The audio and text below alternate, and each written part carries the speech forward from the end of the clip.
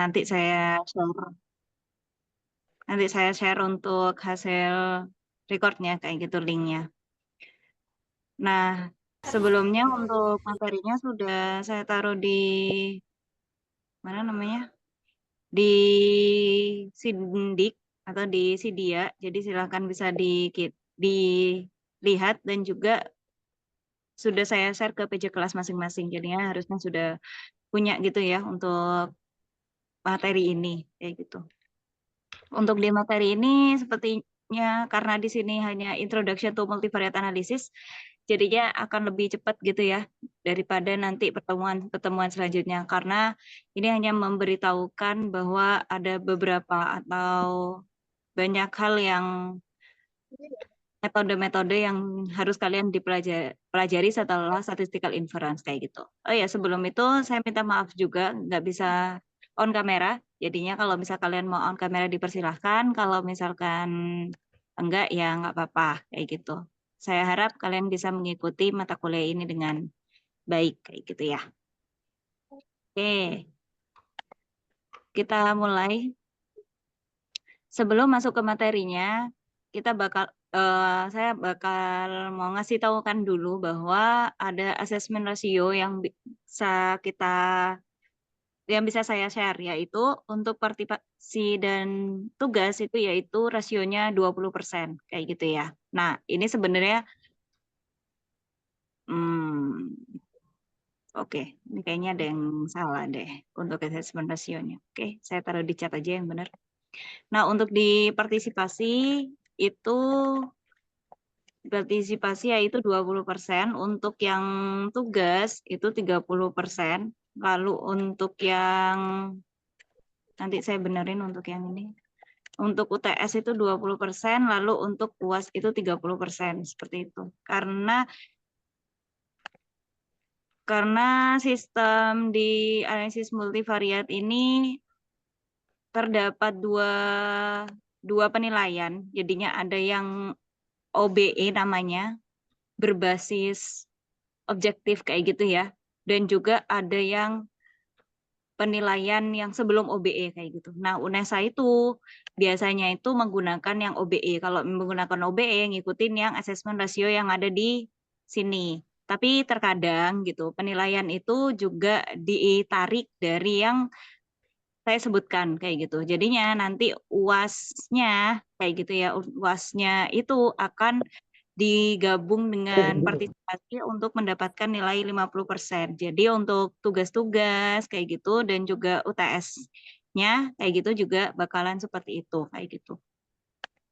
Jadi untuk yang namun nanti akan saya beritahukan lagi untuk penilaian yang pasti itu yang mana. Namun yang bisa saya share itu ada dua itu.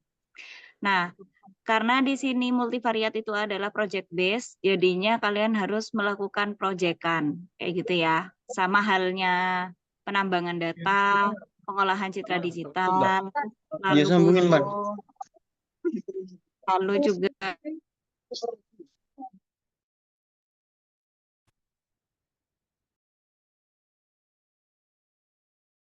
lalu juga seperti penambangan data, pengolahan citra digital, apa lagi ya? Banyak ya untuk yang di semester ini. Nah, ini untuk multivariate analysis juga termasuk project kayak gitu. Berbeda dengan statistical inference yang full case method, namun untuk yang di sini sudah masuk dalam project karena untuk metode-metodenya itu sebenarnya based on project, dari based on data yang ada, lalu kita cari metode yang sesuai apa kayak gitu. Berbeda dengan statistical inference yang kemarin yang mengharuskan kalian untuk mengetahui apa sih itu hipotesis, apa itu metode-metode hal tersebut. Jadinya seperti itu. Tidak akan ada UAS ya seperti biasa untuk proyek itu UAS-nya itu adalah bikin proyeknya, presentasi dan juga tanya jawab nanti kayak gitu ya. Nah, namun UTS-nya ini yang nanti akan diberitahukan lagi apakah hanya tes tulis di kelas atau ada tes yang di luar kelas atau take home test kayak gitu. Nanti kalian akan diberitahukan lebih lanjut. Namun untuk tugas kayak gitu ya seperti biasa tugasnya, dan juga untuk partisipasi yang bakal kalian lakukan di kelas kayak gitu. Jadi ya semangat-semangatnya kalian mengerjakan di kelas atau pas di kelas itu kalian aktif dalam bertanya, menjawab pertanyaan seperti itu. Pokoknya diaktif-aktifin aja kayak gitu ya. Tinggi-tinggiin aja nilainya partisipasi karena biasanya kalau misalkan mahasiswa itu aktif kayak gitu ya, serendah-rendahnya nilai UTS ataupun project kayak gitu, karena dia aktif di kelas itu bisa ningkatin nilai kayak gitu. Setidaknya kalau jadi C plus jadi B min lah gitu. Atau B min jadi B kayak gitu. Jadinya ya hal itu bisa terjadi kayak gitu. Kecuali kalau misalnya nilainya terlalu jauh dari peningkatan nilai gitu ya. Nah, itu untuk assessment ratio-nya. Nah, karena di sini sistemnya project, jadinya sebisa mungkin kalian menerima ini ya, yang menerima penilaian ini karena proyek itu memang 50% yang ada kayak gitu. Jadi diiyakan saja. Nah, untuk yang di chat Zoom nanti untuk yang UAS dan juga partisipasi nanti digabung akan menjadi 50% kayak gitu. Nah, tugasnya akan menjadi UTS dan UTS-nya itu bakal jadi tugas kayak gitu ya. Itu penilaian yang sebelum OBE kayak gitu. Jadinya ikuti saja untuk penilaian tersebut karena memang penilaian ini yang akan membuat kalian nanti sistem ke depannya bagaimana kayak gitu ya. Sudah menyetujui kan ya untuk assessment rasionya ini? Atau ada yang mau ditanyain dulu?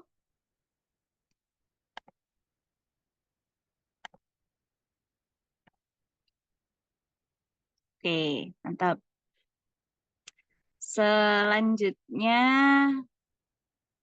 seperti biasa ada class rules. Di sini kalian harus datang minimal 80%. Nah, mungkin kalian ngerasa kayaknya kalau nggak datang nggak pengaruh deh sama penilaian. Oh, tidak bisa kayak gitu ya. Nah, bahwa untuk di sistem UNESA sendiri itu attendance itu kan minimal ada yang bilang 75, ada yang bilang 80. Itu nanti coba kalian lihat lagi ya di peraturannya. Kalau seingat saya sih antara 75 atau 80 itu. Nah, dari situ kalau misal kalian di bawah 75 atau 80, nilai yang kita input kayak gitu tuh tidak akan terbaca. Kayak gitu ya. Meskipun nilai proyeknya kalian 100 kayak gitu ya. 100 nilainya 100/100 kayak gitu, ya nggak akan terbaca sistemnya. Jadi dianggap sebagai nol. Nah, itu memang sudah anggapnya sistem if gitulah di sana.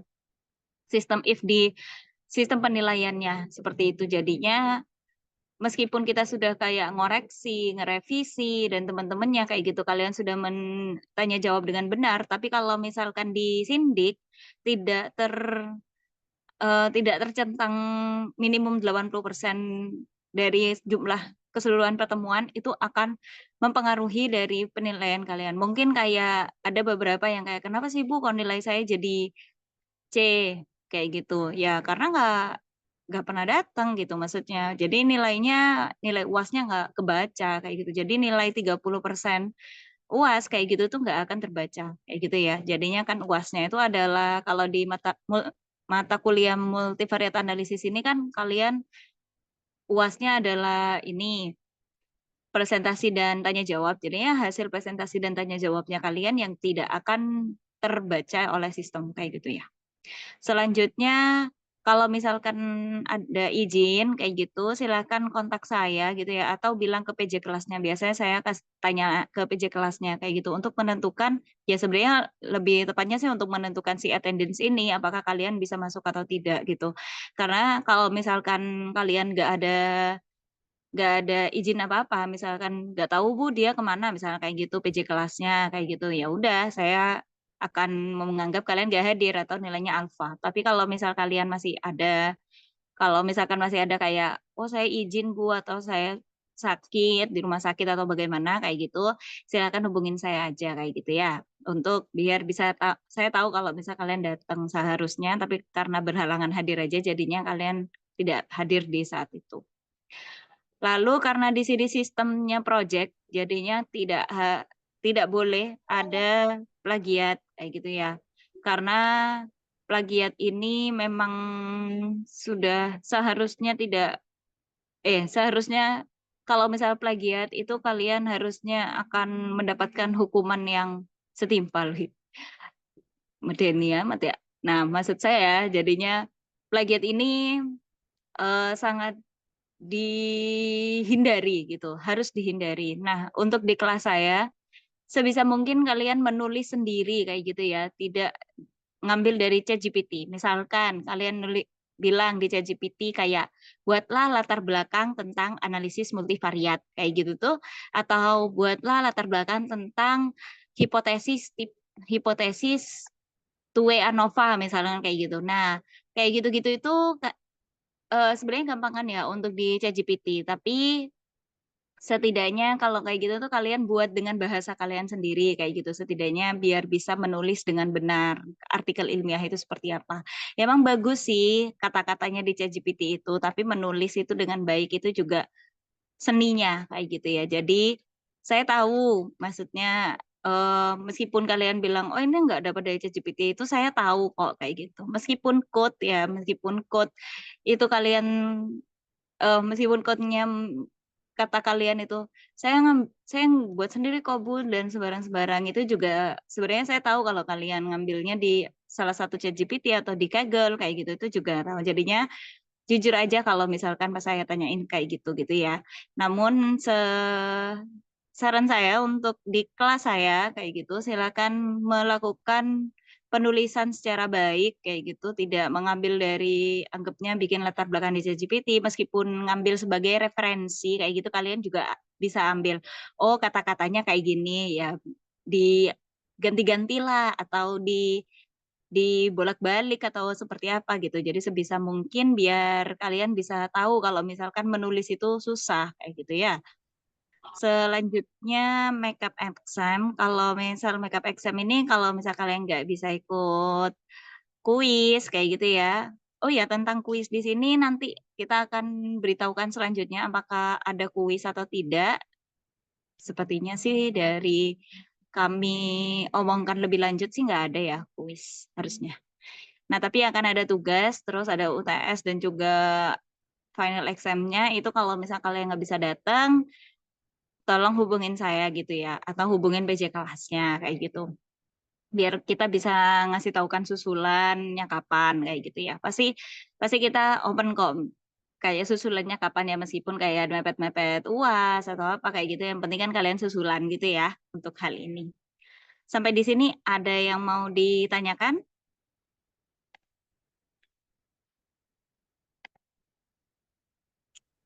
Bu. Ya, oke aman ya. Ya, agak sih. Bu, saya izin bertanya, berarti 80% itu cuma bisa maksimal 2 ya? Iya, 2 atau 3 seingat saya. Nanti saya coba lihat lagi ya untuk panduannya. Coba dilihat lagi ya. Coba mungkin agak sih bisa nyari sendiri untuk ini. Saya ada yang bilang 75, ada yang bilang 80. Seingat saya tuh antara 2 itu. Kalau misalnya 2 kali, antara 2 atau 3 kali nggak masuk gitu. Baik, Bu, terima kasih. Ya, gitu ya. Jadi karena ada 2 atau 3 kali, kalian harus memanfaatkan itu dengan baik gitu. Jadi kalau misalkan dirasa kayak aku malas masuk aku nggak masuk aja. Kayak gitu sebenarnya nggak apa-apa loh. Itu it's okay untuk kalian. Asalkan minimal 80% kayak gitu. Jangan terus pas tiba-tiba di semua mata kuliah kayak gitu ya. Nanti dibilangnya katanya Bu Ulfa kayak gitu. Nggak apa-apa kok Bu. Waduh. Itu kita perlu omongan empat mata kalau kayak gitu ya. Oke. Oke, kita langsung masuk di materi hari ini. Referensi untuk multivariat analisis sebenarnya tidak terbatas pada dua buku ini, namun dua buku ini yang paling sering dipakai, yaitu yang punyanya Joseph F. Hare, yaitu Multivariate Data Analysis, dan juga Hardel Wolfgang Carr. Jadinya dia menggunakan multivariate statistical analysis untuk sistem pengaplikasiannya. Namun sepertinya multivariate data analysis yang ungu ini yang lebih gampang baca, kayak lebih friendly gitu bukunya daripada untuk yang applied multivariate statistical analysis. Kalau misalkan kalian punya buku yang lain kayak gitu yang mau kalian baca kayak gitu ya, mungkin di sini ada yang hobi baca novel non fiksi kayak gitu. Nah, ini bisa saya berikan referensi gitu ya, buku novel non fiksi untuk kalian bisa baca lebih lanjut gitu ya untuk multivariate data analysis. Oke, sebelumnya untuk yang kalian sudah pelajarin, yaitu ada banyak gitu ya yang sudah kalian pelajari di pertemuan sebelumnya, yaitu ada hipotesis, terus estimasi parameter kayak gitu ya sampai ANOVA dan teman-temannya kayak gitu. Nah, untuk yang di sini kita akan belajar lebih lanjut kayak gitu ya tentang multivariate analysis. Namun sebelum itu kita bakal belajar dulu univariate analysis itu apa gitu ya. Nah, univariate analysis itu tuh kebagi dua. Jadinya karena univariat atau variabelnya cuma satu gitu, jadinya kebagi dua.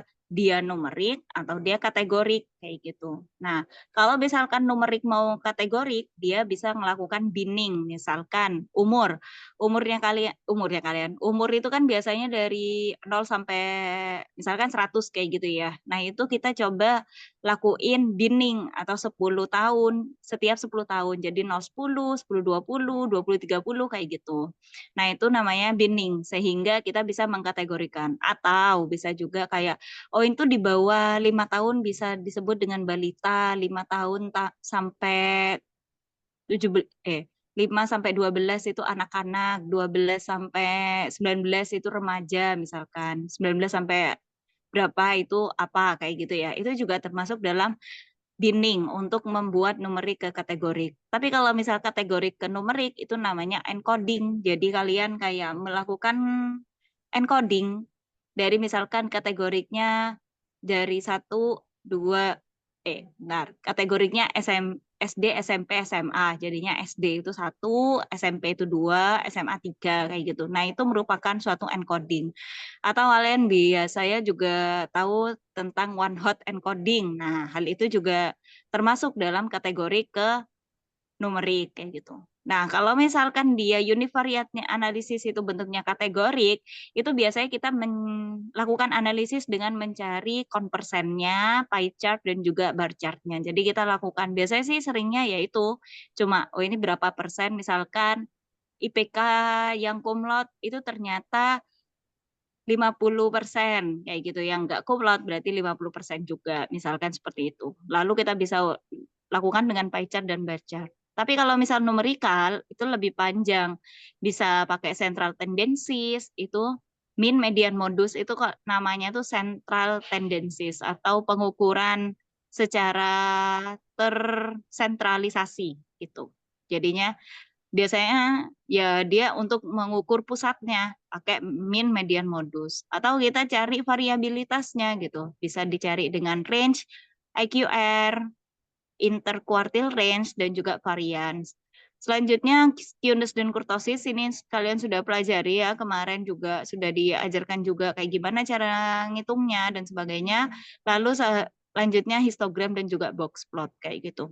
Jadi kalau misalkan univariate analisis, kalian harus tahu apa yang kalian bisa dapatkan, apa yang bisa kalian analisis berdasarkan tipe datanya. Kalau numerik ya bisanya seperti ini, kalau kategorik bisanya kayak gini. Kalau misalkan datanya kalian kategorik, misalnya SD, SMP, SMA, yang sudah dilakukan encoding kayak gitu, ya sebisa mungkin juga jangan dilakukan numerik kayak min-nya berapa. Ya meskipun dia dilakukan encoding, tapi kita harus tahu juga variabelnya itu awalnya apa. Kalau kategori, meskipun dia dilakukan encoding, ya tetap aja dilakukan ini. Tapi kalau numerikal, dilakukan binning, juga bisa dilakukan hal ini, kayak gitu.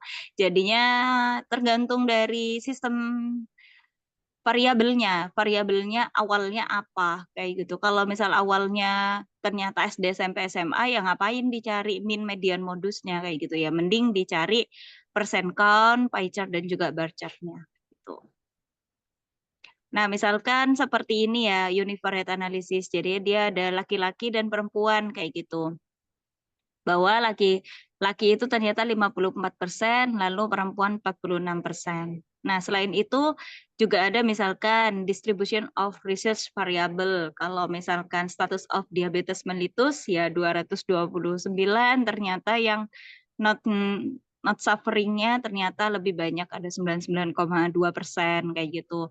Nah, ternyata age yang lebih besar dari 40 kayak gitu dia ternyata 40,7, kurang dari 40 ternyata 59,3 kayak gitu dan sebagainya. Serta di sini kalau misalkan yang untuk overweight dan juga age itu kan merupakan yang awalnya itu adalah numerik, namun karena dia dilakukan binning kayak gitu ya, dibuat batasnya kayak gitu, makanya dia bisa naruh N%-nya. Tapi karena dia awalnya itu adalah numerik, kita bisa cari min-nya seberapa gitu. Termasuk yang age ini umur. Kalau misalkan umur dengan kurang dari 40 atau lebih besar dari 40, kita bisa cari N-nya berapa atau N%-nya. Tapi karena dia umur itu variabel awalnya itu adalah numerik, jadinya kita bisa cari min-nya. Berbeda dengan hypertension status, gender, cholesterol level status, dan juga status of diabetes mellitus. Meskipun di sini level statusnya itu kayak kita code gitu ya, high kolesterol itu adalah 1, normal itu adalah 0, di sini tetap tidak boleh dilakukan min-nya berapa, kayak gitu ya. Tergantung dari variabelnya jadinya, untuk menggunakan sistem yang dinumerical univariate analysis. Nah, kita lanjut ke bivariate analysis. Nah, kalau misal bivariate analysis, univariate analysis kan itu ya kan uni ya, jadinya 1. Kalau bivariate analysis itu berarti B ini artinya 2 gitu ya. Makanya di sini ada 2 variabel. Bivariate analysis berarti 2 variabel analisis gitu. Makanya dia ada quality of life sama happiness, total bill sama day kayak gitu. Nah, pakai apa bisanya? Pakai sistem scatter plot dan juga pakai box plot kayak gitu ya. Apakah ini bisa pakai bar chart aja? Ya tergantung. Kalau misalkan bar chart itu hanya bisa univariate, ya kita tidak bisa dilakukan secara bivariate analisis. Jadinya kita harus menambahkan hal yang lain kayak gitu untuk yang di sistem box plot dan juga scatter plot. Karena dua ini sangat dipakai biasanya kalau misalkan variabelnya itu ada 2 dan penggunaan apakah dia menggunakan scatter plot dan box plot itu tergantung. Kalau misalkan box plot itu seringnya dilakukan kalau variabel yang satunya itu adalah kategorik. Jadinya Thursday, Friday, Saturday, Sunday itu kan suatu yang kategorikan. Makanya dia dilakukan box plot. Tapi kalau misalnya dua-duanya numerik kayak gitu, biasanya dipakainya scatter plot. Bukan biasanya sih, harusnya malah. Harusnya dikasihkan scatter plot. Scatter plot ini ampuh banget dalam multivariate analisis ini, khususnya bivariate analisis, untuk mengetahui persebaran datanya seperti apa. Gitu ya. Nah, ini juga salah satunya untuk yang bivariate analisis bisa menggunakan sistem matriks gitu antara misalkan di sini gender ya ada boys sama girls dan juga favorite flavor. Jadinya dari sini bisa diketahui bahwa 40% dari laki-laki itu ternyata suka coklat, namun untuk yang perempuan itu 40% itu suka stroberi kayak gitu dan seterusnya. Kita bisa memberitahukan juga bahwa ternyata yang paling banyak dari keseluruhan ini itu yang cewek gitu, ada 14 kayak gitu ya. Nah, tabel yang selanjutnya juga seperti itu. Misalkan di sini mau memberitahukan variabelnya ada kolesterol status, gender, hypertension status, overweight, dan juga umur. Nah, di sini akan dilakukan bivariate satu-satu gitu ya, kolesterol status dengan status of diabetes mellitus. Apakah dia sick, apa dia painless, kayak gitu. Ternyata yang normal kolesterol painless itu ternyata lebih tinggi kayak gitu dengan yang high kolesterol. Tapi untuk yang high kolesterol itu akan mendapatkan persentase sakit lebih tinggi kayak gitu ya.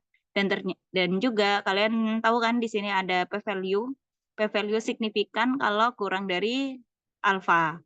atau kurang dari 0,05. Bisa lihat di sini aja. Dari sini berarti yang berpengaruh signifikan berarti kolesterol, hipertensi, sama overweight. Kalau untuk umur dan gender ternyata itu tidak signifikan kayak gitu. Hal ini berarti sama aja antara keduanya. Bisa dilihat dari persentasenya ini bahwa ini sama-sama 0,8 dan di sini sama-sama 99,2.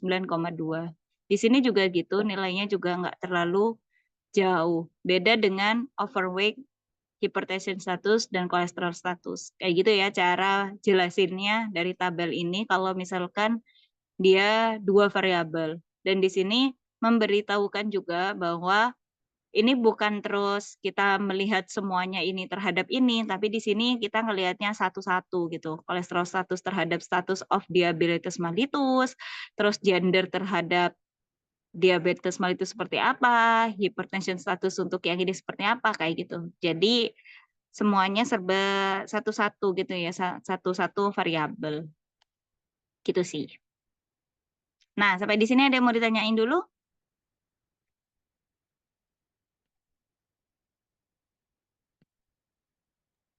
Belum ada, Bu. Oke, mantap. Nah, selanjutnya ini salah satu dataset yang bakal dipakai, salah satu sih sebenarnya yang sering digunakan dalam sistem multivariate analisis. Mungkin kalian sudah tahu ini ya, IRIS. Jadi saya waktu kuliah itu pertemuan saya itu dengan dosen apa ya, statistical inference kalau nggak salah atau apa gitu ya, itu membahas tentang iris. Nah, setelah itu data yang dipakai di mata kuliah yang lain itu ternyata iris terus kayak gitu ya. Jadinya iris tuh kayak menjadi data yang famous dalam urusan penganalisisan. Iris itu dia sistemnya mencari spesiesnya dia masuk mana. Dan spesies ini itu ada versicolor, virginica, dan juga setosa. Nah, yang dilihat itu adalah sistem yang kayak gini. Jadi ada sepal length, ada sepal width. Ada, oh ini petal length, petal width. Dan juga sepal length, sepal width, kayak gitu. Jadi dilihat dari masing-masing bunganya kayak gitu ya. Sehingga terdata kayak gini. Masing-masing spesies itu ada 50 data dan ada 150 data untuk si iris ini. Oke, kita coba lanjut dulu di multivariate analysis. Misalkan kalian mau berangkat ya ke ke prodi besok. Nah, ke prodi besok. Terus kalian tuh pengen tahu kira-kira besok tuh bakal terjadi apa ya? Kan terkadang kalian, oh hari ini dingin banget ya. Berapa sih suhunya? Kelembapannya berapa? Oh ternyata sekarang polusinya banyak banget kayak gitu. Nah, terkadang seseorang itu nggak melihat hanya dari satu variabel, tapi beberapa variabel yang ada kayak gitu. Misalkan kalau untuk prediksi cuaca, untuk cuaca ini kita bisa lihat dari humidity-nya, yaitu kelembapannya, lalu sistem polusinya seperti apa, lalu precipitation-nya seperti apa. Sehingga multivariate itu adalah involvement atau dia itu mencampurkan gitu ya, mencampurkan dari beberapa multiple variabel, dari multiple variabel. Jadi variabel yang lebih dari dua biasanya. Kalau multivariate, karena kalau dua itu bivariate. Namun terkadang bivariat itu bisa termasuk dalam multivariat kalau misalkan eh, untuk metode-metode yang dia hanya memberikan metode yang univariat dan multivariat kayak gitu. Karena jarang ada metode yang kayak univariat bivariat. Biasanya kayak univariat ya udah sekalian aja sama multivariatnya. Jadi ketika dua atau lebih itu bisa langsung kedetek sebagai multivariat kayak gitu. Namun terkadang ada juga yang memberitahukan, ada buku yang memberitahukan bahwa univariat, bivariat, dan multivariat. Bahwa multivariat itu lebih dari 3, kayak gitu ya. Nah, misalkan contohnya yang ini. Misalkan ada confounder, dia ada misalkan smoking, coffee, dan juga cancer, kayak gitu ya. Nah, ini kalau multivariat analisis berarti ya coffee itu bisa coffee dan smoking itu bisa memberikan cancer, tapi coffee dan smoking ini sebagai dua variabel yang cukup mempengaruhi satu dengan yang lain. Kayak gitu. Nah, ini namanya multivariat analisis.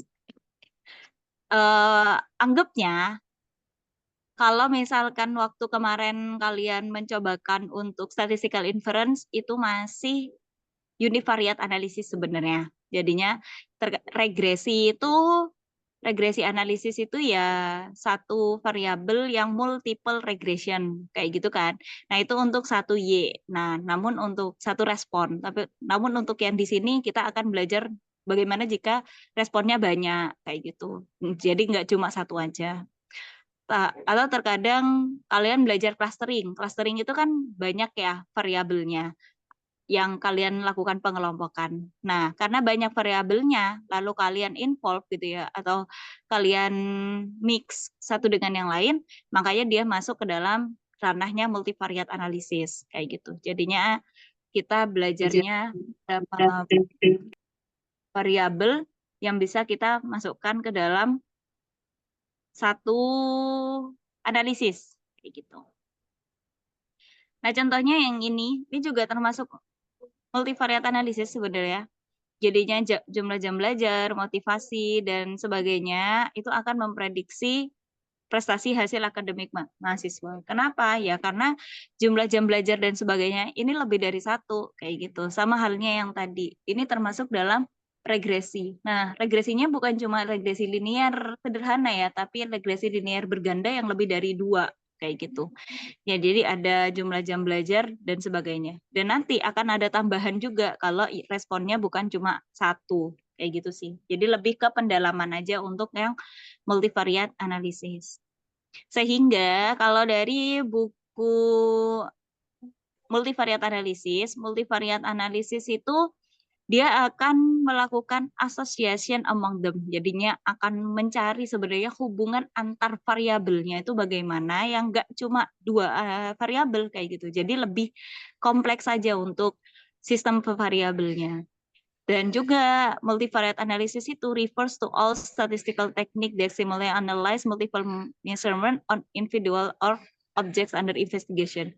Dia akan merefer semua statistical teknik ya, baik itu hipotesisnya bagaimana, terus baik itu hipotesiskan secara simultan dan juga parsial, kan kalian juga belajar itu ya kemarin. Nah, hal-hal ini yang bakal kita bahas di sini juga, termasuk estimasi parameternya bagaimana, itu kan juga statistical teknik ya. Dan itu akan menganalisis secara simultan untuk keseluruhannya. Kalau misalnya yang kemarin kita melihatnya secara parsial misalkan hmm, variabel A dicari signifikannya sendiri, variabel B cari signifikannya sendiri. Namun di multivariate analysis itu akan mencari simultannya dari keseluruhan variabel yang ada kayak gitu. Namun hal ini tidak memungkiri kita juga akan melihat satu-satu kayak gitu ya. Karena sistem keseluruhan kalau secara simultan akan lebih baik jika didukung oleh variabel kesignifikanan dari per variabelnya gitu. Terus kenapa kok belajar multivarial analisis sebenarnya? Misalkan contohnya ini deh, X1 dan X2. Sebenarnya X1 dan X2 itu kalau kita lihat masing-masing kayak gitu ya. Masing-masing tuh maksudnya kita ngelihatnya yang hitam-hitam di sini. Antara ini dan yang kiri dan yang kanan itu menghasilkan plot hitam-hitam yang sama. Atau kalau misal kita lihat univariatnya atau satu variabelnya kayak gitu. Misal X1, kita lihat X1-nya aja deh. Oh, bentuk bar chart-nya seperti ini kayak gitu ya. Nah, kalau misal X2, oh kayak gini sistem bar chart-nya. Coba kita ngelihat yang di sini. X1-nya juga tetap sama, X2-nya tetap sama. kayak gitu ya. Itu kalau kita lihat secara individu gitu. Baik itu yang data yang kiri maupun data yang kanan. Tetapi ketika kita lihat simultannya gitu antara dua variabel, maksudnya X1 dengan X2, lalu yang di sini X1 dengan X2, ternyata hasilnya berbeda. Dan hal ini akan menyebabkan hasil regresinya berbeda kalau kalian melakukan regresi. Nah, di sini kita lihat bahwa kalau misalnya yang kiri itu X1 dan X2-nya itu semakin ke kanan tuh semakin tinggi. Tetapi kalau misal yang kanan gitu, itu semakin tinggi X1-nya maka akan semakin rendah X2-nya gitu. Hal ini kan berkebalikan ya. Meskipun kita ngelihat kayak univariatnya sama antara X1 dan X2 di sini dari kedua gambar ini, tetapi ketika kita ngelihat secara simultan antara data satu dengan data yang lain, hal ini akan memberikan hasil yang berbeda. Itulah kenapa kita juga belajar multivariat analisis gitu. Nggak cuma univariat yang kita bisa ngelihat satu aja. Tetapi kita harus ngelihat lebih dari satu variabel yang perlu kita lakukan simultan di sini. Tuh. Nah, basic konsepnya kalau misalkan di statistical inference kalian juga belajar ini dan juga multivariat juga pasti belajar ini gitu ya. Sistem satu yaitu variat, itu ada dependent versus independent variable. Di sini kalian juga belajar ini gitu. Dependent sama independent variabelnya apa. Measurement scales. Itu kalian juga belajar waktu kemarin statistical inference atau teori probabilitas kalian juga belajar. Measurement scale di sini itu juga belajar. Jadi sebelum kita ke multivariat analisis, kita juga harus mempelajari apakah data tersebut nominal, ordinal, interval, dan rasio. Gitu. Jadi kalian harus tahu juga. Selanjutnya ada measurement error and multivariate measurement. Jadi ada validity and reliability. Kalau kemarin kalian tahunya misalkan kayak kenapa sih kok kita menggunakan 5% daripada 10%. Nah, hal itu juga kita bisa lihat dari sistem validity dan reliability-nya. Atau, kenapa sih kita menggunakan RMSE daripada MSE? Kenapa sih kok kita menggunakan precision, kok nggak pakai akurasi? Kayak gitu.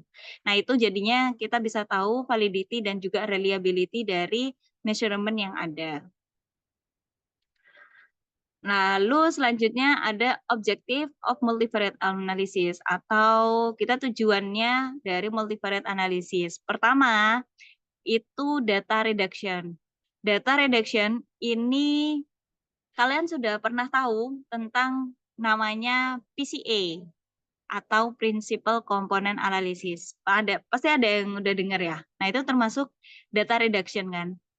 Jadinya biar datanya nggak terlalu banyak. Misalkan contohnya yang paling sering digunakan dalam data reduction itu adalah data DNA. Saya pernah melakukan data DNA itu data row-nya kayak gitu. Row-nya nih, row-nya itu cuma 5.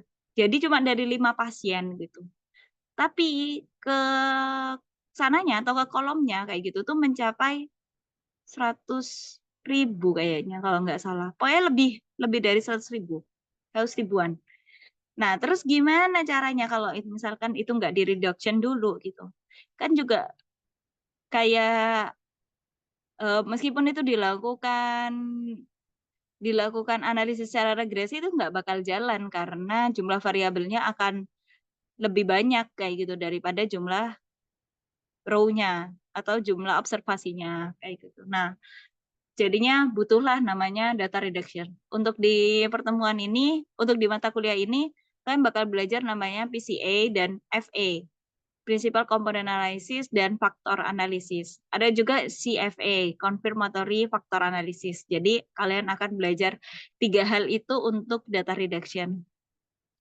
Selanjutnya grouping. Selain data reduction, kalian belajar grouping. Grouping ini juga termasuk di dalam data reduction itu. Karena kalau di grouping lebih kepada sistem yang ngegroup kayak clustering, kayak gitu. Itu masuk dalam sini. Namun ada juga yang ngegrouping variabel namanya yaitu faktor analisis. Jadi kalau PCA itu dia akan ngeredaksi menjadi beberapa variabel, tapi kalau FE akan seperti clustering, tapi yang di cluster adalah variabelnya. Selanjutnya, relationship among variable. Jadinya antar variabel itu ada hubungannya atau tidak kayak gitu satu dengan yang lain. Contohnya misalkan korelasi. Nanti kita akan belajar korelasi antar dataset. Jadi kalau misal kalian kemarin namanya canonical correlation. Kalau misalkan kalian belajar itu kan cuma antar variabel ya. Jadinya ada variabel A sama variabel B kayak gitu. Nah, kalau ini itu antar dataset. Misalkan datasetnya yang pertama itu kalian punyanya IPK sama TOEFL, nilai TOEFL misalkan. Terus yang dataset yang B itu ternyata kelas yang kalian ambil sama seberapa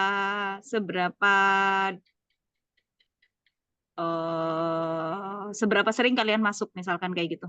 Nah, dari kedua dataset tersebut kalian bakal nyari korelasinya kayak gimana. Nah, itu bakal dicari relationship-nya kayak gimana gitu. Jadi bukan hanya melihat variabel antar variabelnya aja dengan menggunakan korelasi Pearson, namun kalian juga melihat korelasi antara dua dataset kayak gitu. Dan juga bukan cuma ngelihat korelasi variabel antar numerik aja, tapi juga kalian akan melihat korelasi antar kalau misalkan dia numerik sama kategori kayak gimana, numerik sama kategori sama kategori gimana, dan juga numerik dan numerik gimana. Itu pun terkadang kalau misalkan kategorik masih harus dipisahkan antara nominal sama ordinal. Jadi nominal sama ordinal kayak gimana korelasinya, nah itu akan dibahas juga di sini. Selanjutnya prediction, pasti setelah pemodelan pasti akan dilakukan prediksi kayak gitu ya. Sama halnya dengan regresi, kalian juga tahu prediksinya seperti apa. Misalkan juga kemarin logistic regression, kalian juga tahu prediksinya bagaimana kayak gitu. Sama yang terakhir yang pasti kalau dalam statistik yaitu hipotesis construction and testing. Jadi kalian tahu sudah sesuai atau tidak kesimpulannya kayak gitu, dan juga hipotesisnya bisa diterima atau tidak, dan apakah hipotesisnya gagal tolak atau tidak. Sampai di sini ada yang mau ditanyakan?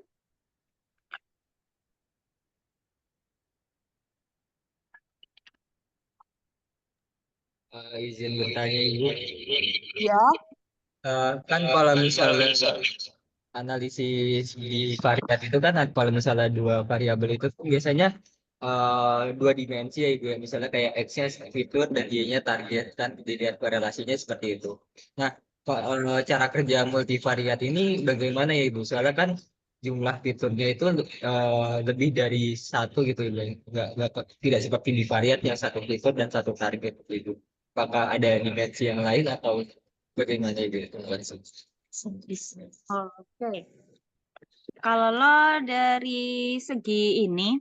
dari segi multivariate analysis itu untuk deteksi awalnya pasti tetap menggunakan sistem korelasi yang satu dengan yang lain yang tadi dijelaskan kayak gitu ya. Paling ujung-ujungnya juga kita pakainya heat map seperti biasanya. Jadinya ada ya heat map. Heat map correlation mungkin kalian tahu itu. Nah, biasanya sih awalnya juga seperti itu. Dan nanti juga akan dilakukan canonical correlation yang tadi sudah saya bilang. Bahwa dia akan memperlihatkan antara misalkan dua variabel musuh satu. Kayak gitu ya. Dua variabel musuh satu. Gimana sih?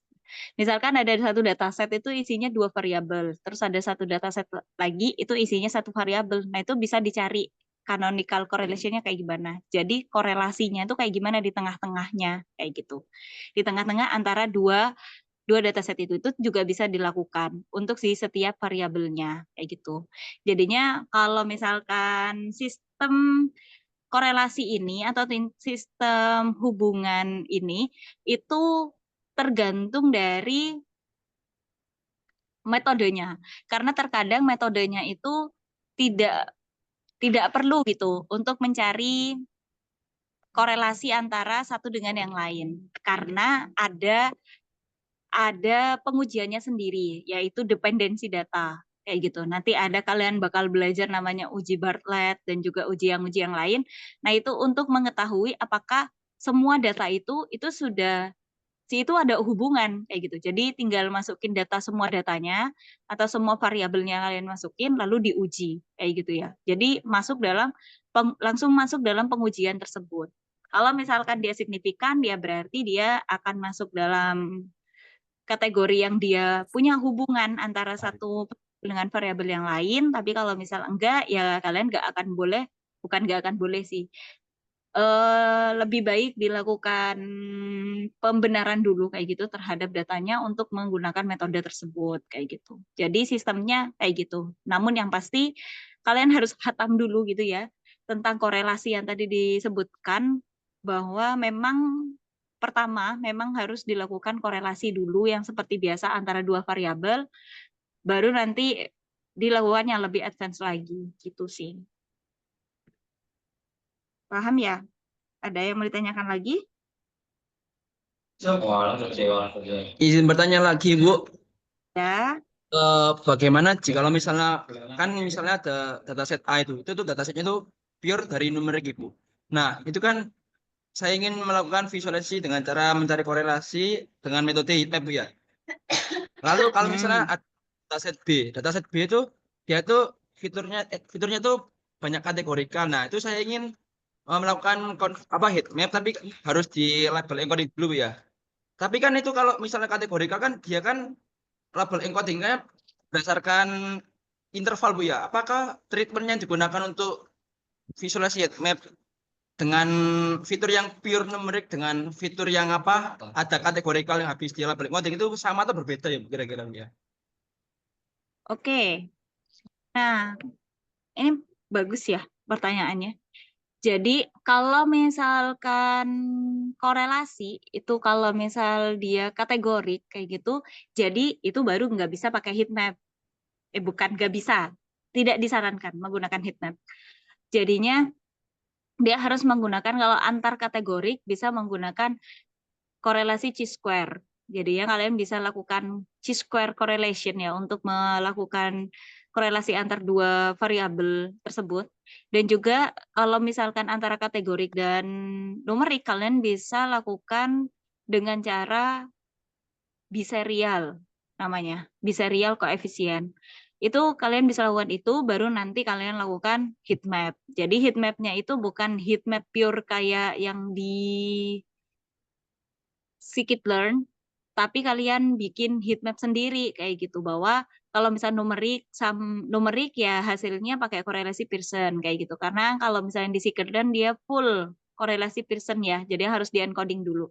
Tapi kalau misalkan kalian numerik sama kategorik dan juga kategorik pakai yang di scikit-learn, itu tidak saya sarankan. Jadi mending buat dulu gitu. Buat dulu yang kategorik sama numerik itu pakai biserial koefisien itu salah satunya. Nah, kalau bisa kategorik dan kategorik bisa pakai korelasi chi-square kayak gitu. Setelah dapet dua-duanya atau tiga-tiganya kayak gitu, kalian bisa langsung masukkan dalam bentuk heat map. Dibuat heat map sendiri anggapnya kayak gitu ya, untuk mengetahui seberapa kuatnya kalian korelasinya kayak gitu. Lebih kayak gitu sih, gesang kan ya namanya.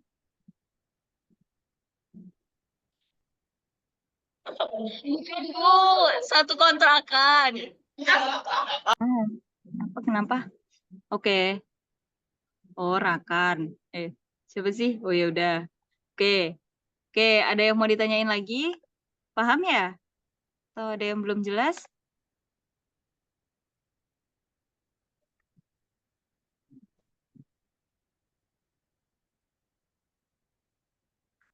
Oke. Nah, selanjutnya managing the multivariate model. Seperti yang sudah saya kasih tahu tadi, bahwa pertama kita harus tahu kita itu mau ke arah mana. Jadinya apakah variabel specification, kita mau lihat dulu sebenarnya variabelnya seperti apa gitu ya, variabel specification atau variabel selection. Kalau misalkan variabel spesifikasi kita itu, kalau misal mau pakai original variabel ya udah langsung pakai aja original variabelnya. Tapi kalau sistem DNA tadi kita itu namanya dimensional reduction. Jadi kita pakai dua hal, pakai software control atau pakai user control. Kalau misalkan software control itu pakai namanya principal component regression. Jadi kayak sistemnya kalian principal component regression itu sebenarnya principal komponen yang dia bisa mencari sendiri variabel yang mana yang bisa direduksi, anggapnya kayak gitu. Nah, makanya dia namanya principal component regression. Jadi langsung tahu variabel-variabelnya yang direduksinya tuh berapa, kayak gitu. Itu namanya PCR. Nah, kalau misal user control, ya berarti kalian harus bikin sendiri sistem PCA-nya. Kenapa kok menggunakan PCA menjadi 5 variabel? Nah, itu pertanyaan yang paling banyak sih. Di tahun sebelumnya juga di kakak-kakaknya kalian waktu mereka project juga itu merupakan pertanyaan yang paling banyak. Kenapa sih kok PCA-nya 5 misalkan kayak gitu? Kenapa kok PCA-nya 10 misalkan kayak gitu? Nah, itu merupakan PCA. Jadi Principal Component Analysis dan juga Common Factor Analysis. Jadi dari dua ini kalian bisa milih salah satu untuk dimensional reduction. Nah, terus selanjutnya ada variable selection. Kalau misalkan variable selection, itu kita menyeleksi variabel yang mana yang kita butuhkan. Kalau misalkan dimensional reduction, itu kita dari 10.000 itu ternyata jadi 10 kayak gitu. Nah, itu dimensional reduction. Tapi kita nggak menyeleksi. Jadi bukan pas diseleksi kayak, oh aku ngambilnya variabel umur, variabel ini, dan variabel ini. Kalau misalkan ngambilnya variabel tertentu, itu namanya variable selection. Tapi kalau misalkan kita kayak mau ngelihat, oh dari 10.000, kita mampetin deh jadi 700 kayak gitu. Nah, itu namanya dimensional reduction gitu ya. Nah, variable selection ini itu juga bisa berdasarkan user control dan juga software control. Kalau misal user control sesuai dengan yang tadi, kita coba bikin dari kombinatorialnya kayak gimana, lalu confirmatory or simultaneousnya kayak gimana. Jadi dicobain satu-satu tuh, antara misalkan menggunakan variabel ini, itu ternyata signifikannya berapa. Oh, ternyata kalau misalkan menggunakan variabel X, Y, Z, itu ternyata mendapatkan hasil R-square-nya sekitar 80%, misalkan kayak gitu. Nah, itu menggunakan sistem user control. Tapi kalau misalkan software control, itu ada namanya sequential dan constraint. Sequential itu tuh maksudnya di sini kalian membuat variabel itu signifikan sesuai dengan sistem yang kalian mau. Misalkan gini, kalau kalian melakukan regresi itu kan nggak semuanya langsung signifikan gitu kan ya. Kan ada yang terkadang dia nggak signifikan kayak gitu. Nah, biasanya kita hanya mencari variabel-variabel yang signifikan aja. Nah, kalau misalkan sekuensial itu kita bisa pakai stepwise dan juga backward and forward. Kedua hal ini itu kita akan melakukan regresi terus dicari, oh yang signifikan ini, oh ya udah yang nggak signifikan dibuang aja, terus kita regresikan lagi. Oh kita ternyata dapatnya misalkan ABC sampai E, ternyata yang signifikan ABC, dilakukan regresi lagi pakai ABC. ABC ternyata yang signifikan AB, ya udah kita regresikan lagi pakai AB. Nah regresiin lagi sampai AB itu memang benar-benar signifikan aja. Ya udah berarti kita berhenti sehingga seleksi variabel yang kita butuhkan itu cuma A sama B itu aja. Nah, itu kalau misal sequential. Nah, sistem stepwise backward and forward-nya itu kalau misal backward itu dari yang semuanya, semua variabel itu dimasukkan terus kita ambil satu-satu kayak gitu yang signifikan-signifikan. Tapi kalau forward itu dites satu-satu. Oh, misalkan yang variabel A dia signifikan masukin, variabel Z signifikan masukin, variabel C signifikan dimasukin kayak gitu. Jadi satu-satu dimasukinnya kayak gitu ya. Stepwise itu kedua-duanya. Dia backward iya, forward iya kayak gitu. Jadi di dalamnya dia mencakup dua-duanya. Itu sequential. Nah, terus ada juga namanya constraint. Kalau constraint ini itu berarti kita bakal ngelihat kalau misalkan hasilnya dia di bawah, misalkan dia akan mendapatkan R-square di bawah 70%, maka variabel tersebut dibuang, misalkan kayak gitu. Nah, hal ini itu akan masuk dalam kategori Ridge dan Lasso. Ridge dan Lasso ini itu dia sistem constraint-nya bisa termasuk itu satu, bisa masuk ke dalam sistem variabelnya. Jadi variabel ini atau gini, parameter regresi itu kan ada beta 1, beta 2 gitu kan ya. Kemarin yang dipelajari ada beta 0, beta 1, beta 2. Nah, beta 0, beta 1, beta 2-nya itu kayak dimainkan gitu. Dimainkan sehingga kita akan memberikan constraint, oh segini loh yang dia bisa masuk ke dalam daerah yang signifikan atau masuk dalam yang variabel yang terseleksi. Kalau misalkan kurang dari itu masuk dalam variabel yang tidak terseleksi, kayak gitu. Antara rich dan lasso.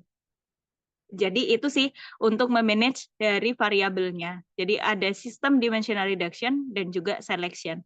Hal ini biasanya sering terjadi kayak perdebatan, Bu, saya mau pakai PCA atau pakai yang ini, kayak gitu. Itu tergantung kalian. Karena kalau misalkan yang di kiri, itu berarti semua variabel kalian tetap pakai, tapi kalian dapetin porsinya masing-masing gitu. Jadi dimampetin aja. Tapi kalau anggapnya kayak kalau misalkan di variabel dimensional reduction ini kayak kalian misalkan 99 orang misalkan. Oh, sekarang sudah 104 ya. Ada 104 orang. Terus dimasukin ke 2 kali 2 meter misalkan kayak gitu ya. Ya nggak cukup, jadinya ya bagaimanapun ceritanya ya harus dimampetkan, dikurus-kurusin misalkan kayak gitu ya. Tapi kalau misal variable selection kayak gitu, oh dia cuma absen yang kedua, absen ke-5 sama absen ke-8 aja yang bisa masuk, misalkan kayak gitu. Jadinya ya itu tergantung peneliti masing-masing akan melakukan yang mana. Selanjutnya berdasarkan dependensi modelnya. Nah, kalau misal dependensi modelnya, yang pasti kita akan belajar model yang secara linear, kayak gitu. Nah, ada 2, namanya single equation model dan juga system equation. Nah, bedanya apa? Single equation model itu berarti cuma satu model aja. Jadinya Y sama dengan apa? Kayak gitu ya. Y sama dengan beta 0 plus beta 1x1 plus beta 2x2 kayak gitu. Tapi kalau system of equation itu berarti kalian kayak belajar aljabar matriks. Jadinya persamaannya banyak, kayak sistem persamaan linier kayak gitu, SPL. Kayaknya harusnya masih inget lah ya SPL ya. Nah, itu jadinya kan banyak tuh persamaannya, nggak cuma satu persamaan, tapi di sini akan banyak persamaannya. Nah, ini kalian akan belajar ini juga, namanya SEM, Structural Equation Models. Jadi akan belajar SEM NPLS. Nanti akan kita pelajari di pertemuan terakhir sebelum presentasi project. Sebelum presentasi project, sebelum presentasi ide project maksudnya. Nah, kalau yang single equation models ini akan dipelajari sampai minggu ke-11 kalau nggak salah. Nah, di sini akan dipelajari namanya Classical General Linear Model atau GLM. Kita sudah mempelajari tentang ini ya. Lalu ada juga GLMS atau ada juga yang bilang GLZ karena generalize, makanya dia GLZ. GLIM kayak gitu. Jadinya ada yang nulisnya itu GLMS, ada yang GLZ atau GLIM. Nah, kalau yang GLM atau yang linear model yang sudah kalian pelajari mulai dari regression, ANOVA, MANOVA ini yang akan kita pelajari di sini. Lalu diskriminan analisis ini juga akan dipelajari, di mana diskriminan analisis ini kalau klasifikasi kalian ketemunya naive bias gitu ya, naive bias, logistic regression, apalagi SVM dan teman-temannya. Nah, kalau di multivariate analisis kalian klasifikasinya bakal ketemu sama namanya diskriminan analisis kayak gitu. Dan juga specialized model kayak hierarki. Nah, kalau misal GLIZ atau GLIM atau GLMS, ya kalian belajar misalkan logit models atau logistic regression itu kemarin. Belajar Poisson, gamma. Namun untuk di mata kuliah ini kita akan belajar multinomial models, multinomial regression models kayak gitu ya, sama ordinal regression. Jadinya belajar 2 itu, kalau misalkan logistik hanya dua label, misalkan COVID dan nggak COVID, sakit dan nggak sakit, kayak gitu. Tapi kalau misal multinomial, itu lebih dari 2 label. Misalkan kalian sakit, nggak sakit, dan biasa aja, misalkan kayak gitu. Atau hal yang lain. Terus juga bakal ada ordinal regression models. Kalau misalkan responnya itu adalah ordinal, jadinya kayak dia akan dapat rating 1, 2, 3, 4, 5, misalkan kayak gitu. Nah, itu masuk generalized linear model.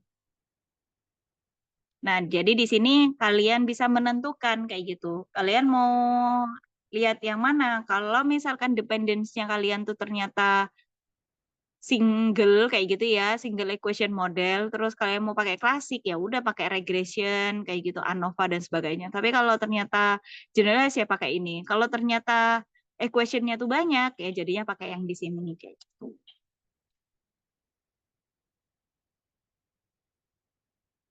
Nah, di sini nanti kita akan belajar, kita sudah mempelajari ini sebenarnya type 1 error dan type 2 error. Jadi kalian silakan dipelajari kembali gitu ya tentang statistical significance versus statistical power ini. Nanti juga kalian akan bertemu lagi gitu ya dengan alfa, lalu bertemu dengan H0, H1, daerah penolakan alfa, kayak gitu tuh sama aja dengan hipotesis yang kemarin. Jadinya kalian akan bertemu dengan itu. Tetap juga dengan kalau misalkan dia signifikan kalau nilai p-value kurang dari alfa, itu selalu terjadi kayak gitu. Nah, kalian juga bakal mempelajari ini kembali kayak gitu. Namun silakan dipelajari dulu yang kemarin tentang ini. Sampai di sini ada yang mau ditanyain dulu?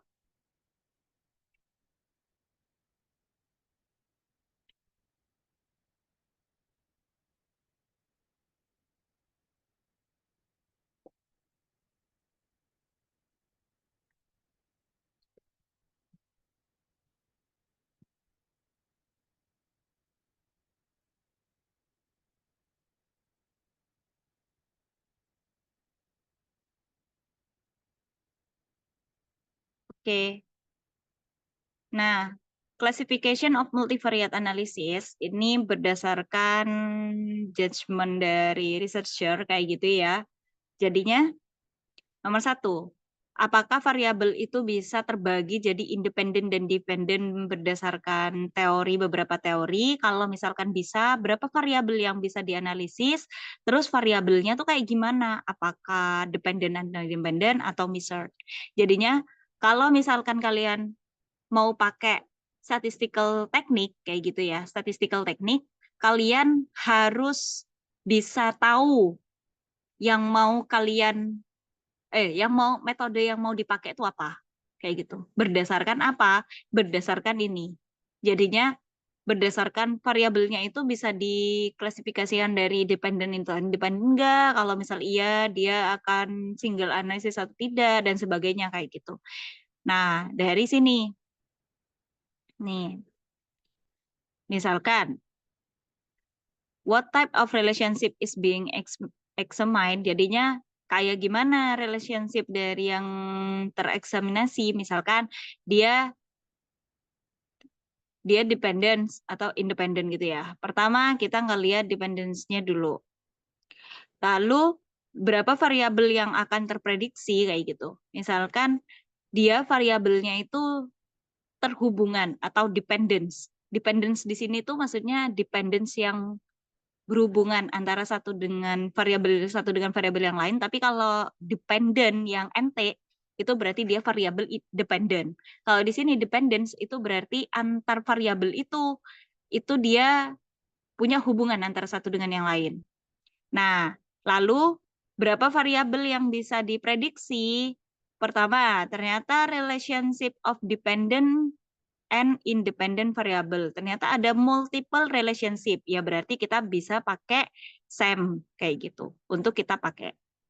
Nah, kalau misalkan ada beberapa dependent itu pada single relationship atau beberapa variable dependent itu bisa dalam single relationship. Kita bisa lihat dulu apakah skala dari dependent itu, apakah dia metrik yang bisa kita lihat kayak gitu, atau yang non-metrik kayak gitu. Kalau misalkan metrik, itu bisa kita lihat prediktornya itu apa, atau independent variabelnya apa. Kalau metrik, kita bisa lihat dari canonical correlation analysis, kalau non-metrik, kita bisa pakai MANOVA kayak gitu ya. Terus kalau misalkan non-metric di sini kita bisa pakai canonical correlation analysis with dummy variable. Nanti bakal belajar lebih lanjut tentang canonical relationship ini. Lalu selanjutnya, kalau misalkan cuma satu dependent variable in single relationship, dia harus dilihat dulu dependent variabelnya skalanya apa. Kalau metrik, dia masuk dalam multiple regression atau multiple linear regression yang kalian pelajari kemarin waktu statistical inference, atau juga bisa disebut, atau bisa pakai metode lain namanya conjoint analysis. Plus juga non-metrik. Kalau non-metrik bisa pakai multiple discriminant analysis. Jadinya bisa pakai MDS. Atau juga bisa pakai logistic regression kayak gitu. Nah, ini kalau misalkan dia dependence gitu ya, atau dia berhubungan antara variabel satu dengan variabel yang lain. Nah, kalau ternyata di sini interdependence gitu ya, bahwa terus kita lihat struktur dari relationship-nya kayak gimana. Kalau misal variabelnya itu dia berdasarkan variabel, berarti kita ngelihatnya exploratory factor analysis dan confirmatory factor analysis. Kalau berdasarkan kasusnya atau respondennya, kita berdasarkan melakukan cluster analisis kayak pakai K-means, pakai DB-scan kayak gitu. Nanti bakal di cluster analisis. Di di mata kuliah ini kalian akan mempelajari tentang Gaussian mixture models dan juga bin shift untuk yang di cluster analisisnya. Lalu objeknya itu apakah dia terukur atributnya. Kalau misal metrik bakal multidimensional scaling. Kalau misal non-metrik itu akan masuk dalam correspondent analysis kayak gitu. Jadinya berdasarkan ini pun kalian juga bisa tahu metode apa sih sebenarnya yang bisa saya gunakan. Jangan pas kayak, Bu, saya pengen pakai SEM. Ternyata datanya itu ternyata bisa diregresiin aja. Ya udah kalian lakukan regresi aja kayak gitu, nggak usah sampai jauh-jauh sampai SEM kayak gitu. Atau kayak, Bu, saya mau pakai Mankova misalkan, nanti kalian bakal pelajari. Nah, ternyata ANOVA aja itu sudah cukup kayak gitu. Ya udah kalian pakai ANOVA aja atau malah pakai T. T hipotesis T kayak gitu ya.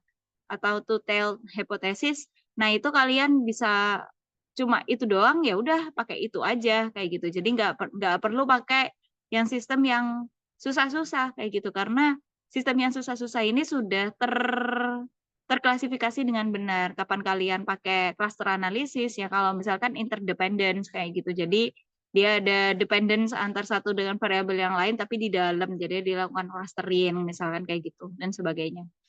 Dan untuk legendnya dilakukan decision point dan juga multivariate teknik selektif. Jadinya hal-hal ini yang bisa kalian temukan gitu nanti waktu kalian pelajari lebih lanjut.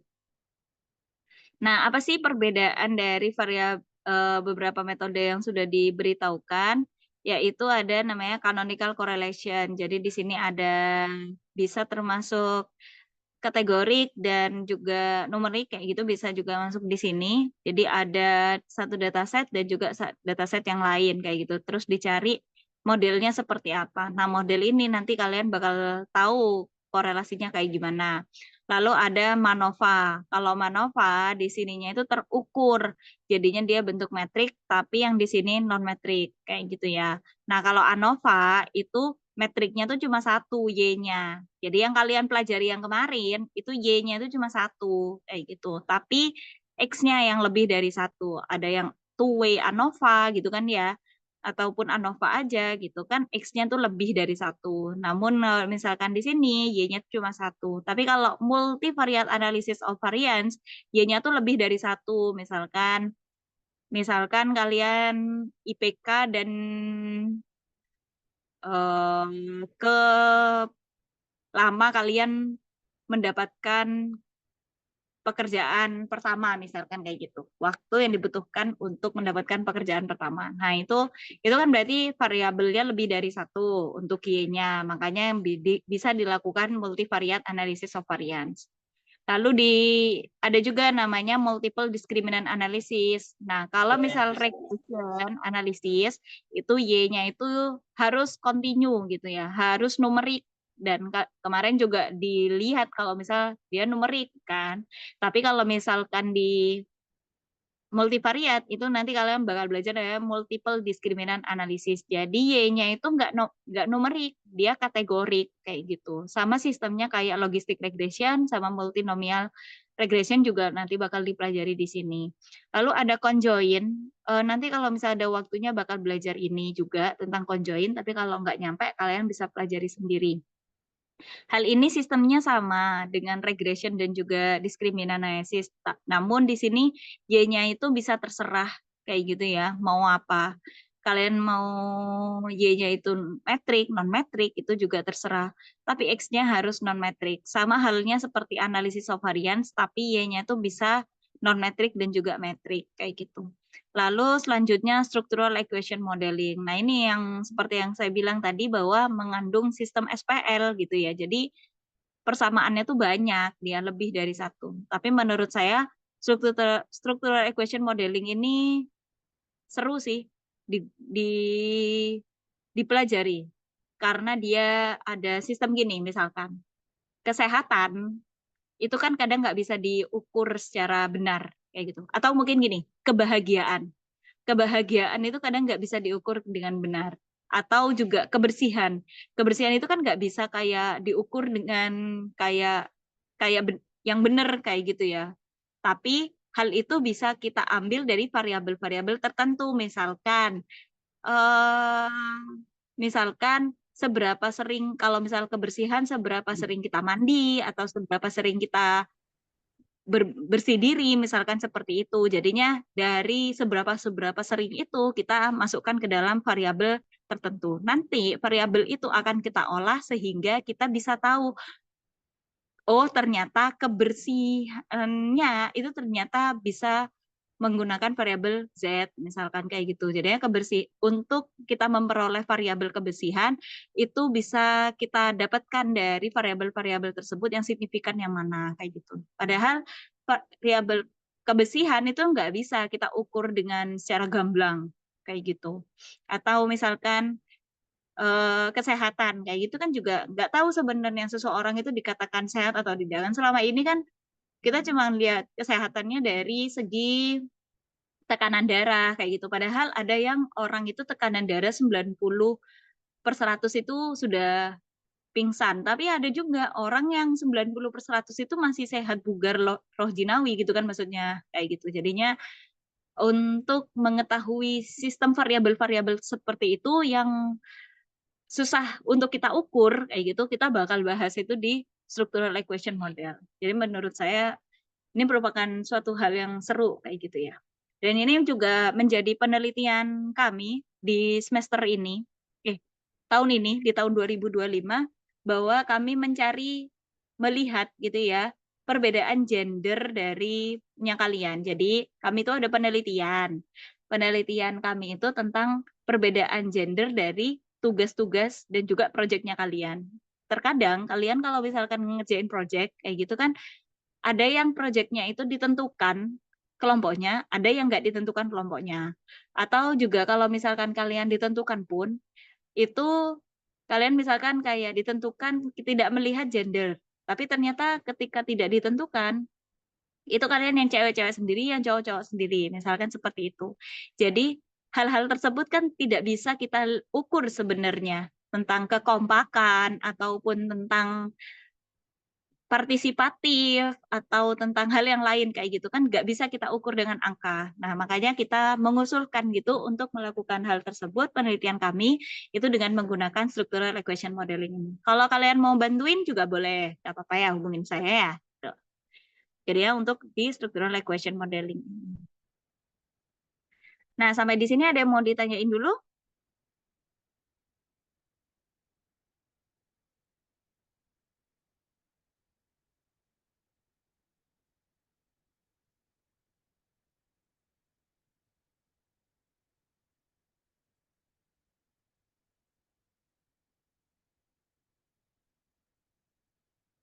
Oke, saya lanjutkan.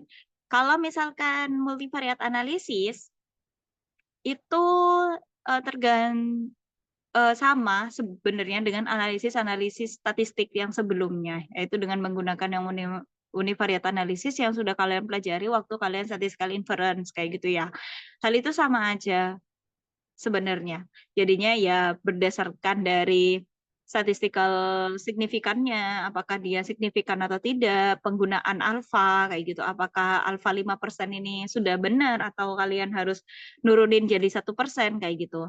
Lalu kita harus lihat sampel size-nya seperti apa, apakah dengan 500 observasi itu sudah bisa ataukah kita harus menambah sampel size-nya kayak gitu. Dan yang pasti itu adalah know your data gitu. Jadinya kita harus paham datanya kita itu seperti apa dan sebagainya. Jadi untuk keseluruhan ini sama halnya gitu dengan semua analisis yang sudah kita cobakan, baik itu menggunakan univariate ataupun yang dari kemarin kalian mengerjakan dengan statistical inference.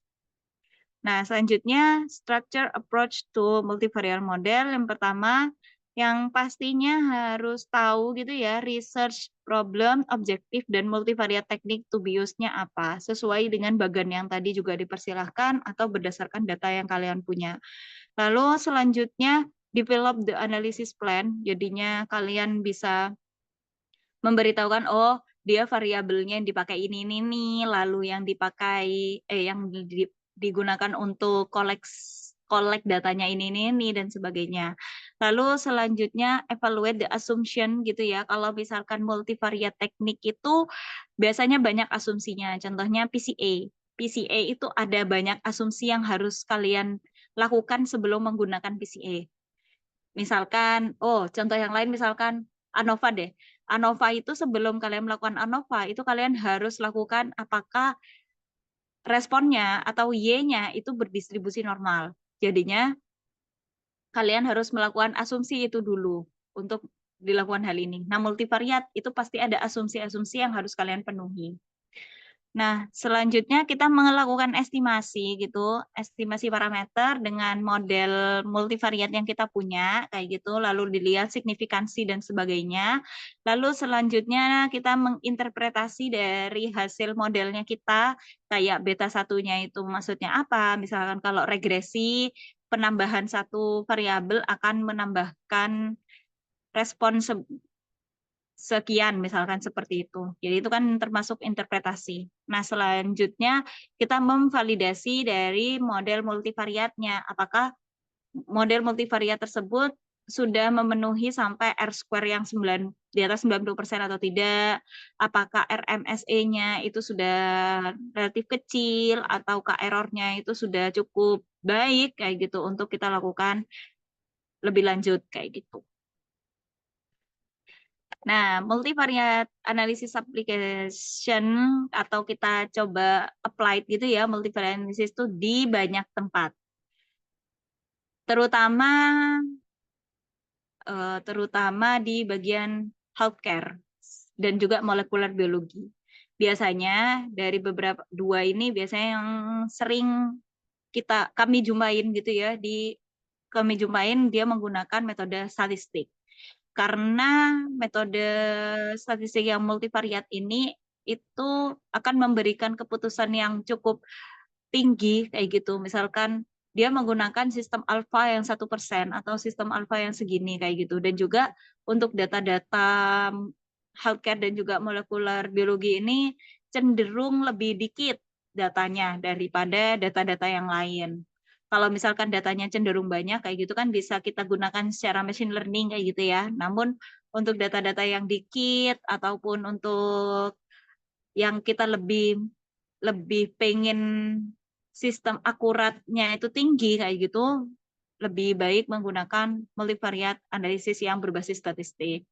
Nah, selanjutnya ada marketing, banking, finance, insurance. Ini sering digunain juga biasanya dalam hal time series analysis atau sistem yang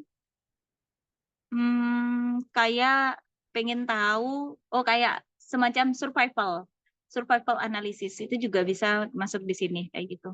Lalu astronomi dan sport kayak gitu ya. Untuk astronomi biasanya untuk melihat tentang perbintangan letak, misalkan ada meteor mau datang itu kira-kira bisa terprediksi dalam jangka plus minus berapa persen kayak gitu. Hal itu biasanya digunakan dalam multivariate analysis dan juga sport untuk mengetahui sebenarnya apa aja sih yang bisa membuat misalkan kayak bola.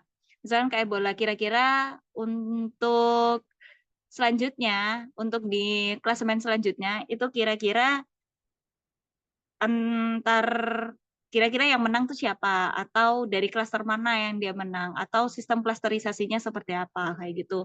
Itu bisa juga kita lakukan multivariate analysis di sini. Nah, ini tadi yang sudah saya beritahukan, misalkan juga sports, identify most effective strategies, itu juga bisa masuk di situ. Kayak gitu. Sehingga next-nya, untuk RPS belum kami benerin, kayak gitu ya, karena ada perbedaan materi untuk untuk yang di tahun ini dengan tahun-tahun sebelumnya, karena memang harus ada pembenahan, kayak gitu ya. Bukan harus ada sih, kalau misal ada ya dilakukan pembenahan.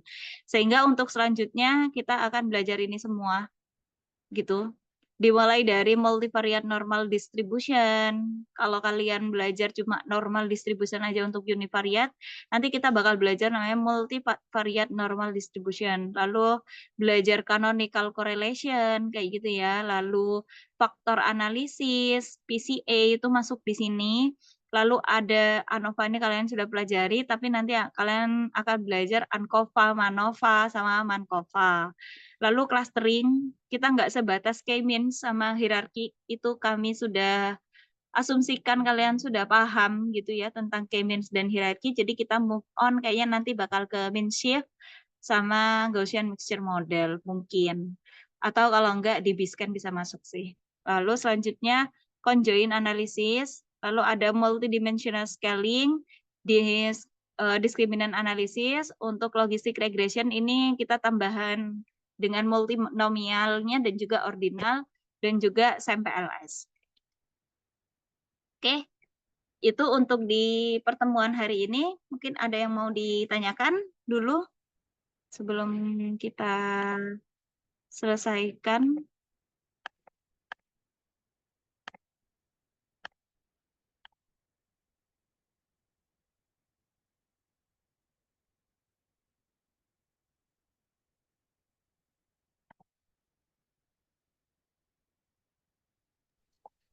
Ibu saya izin bertanya Ibu. Ya, silakan. Boleh lihat PPT-nya lagi nggak Bu? Oke, bentar ya. Saya Yang share bagian screen lagi. tahap-tahap dalam multivariate tadi Bu, analisisnya itu. Yang di Yang warna merah tadi. ini warna merah. Oke, yang Ya ini Ibu. tahu. Nah itu kan ada beberapa tahap dalam multivariate analisis Bu ya. Nah itu Ya. apakah itu kita memungkinkan untuk beberapa bagian dalam tahap multivariate analisis tersebut. Jika iya itu bagaimana cara mengoptimalkan dan kalau misalnya jika iya itu apa yang harus dihilangkan dari bagian tahapan tersebut itu. Oke. Sistemnya seperti analisis yang selama ini kalian sudah pelajari sebenarnya. Yang pertama, kalian harus tahu untuk mengoptimalkan hasil ya gitu ya, maksudnya ya. Berarti untuk nanti ketika validate multivariate modelnya itu sudah cukup baik gitu ya untuk dipakai gitu kah maksudnya tadi. Oke. Kalau misal mau seperti itu, pertama kalian harus tahu dulu datanya kalian itu apa. Itu yang paling utama. Kayak gitu. Jadi biar datanya, biar kalian baik hasilnya untuk mengoptimalkan ini, yang pasti datanya harus tahu dulu. Nah, data tersebut itu kan punya skala-skala kan, skalanya nominal, ordinal, rasio, apa satunya? Ya itulah, interval. Nah, dari keempat itu kalian harus mendefinisikan sebenarnya variabel-variabel tersebut itu skalanya apa, karena setiap skala itu akan berbeda-beda sistem metodenya kayak gitu ya. Jadi pertama itu yang harus dioptimalkan dulu. Kalian harus tahu datanya gimana.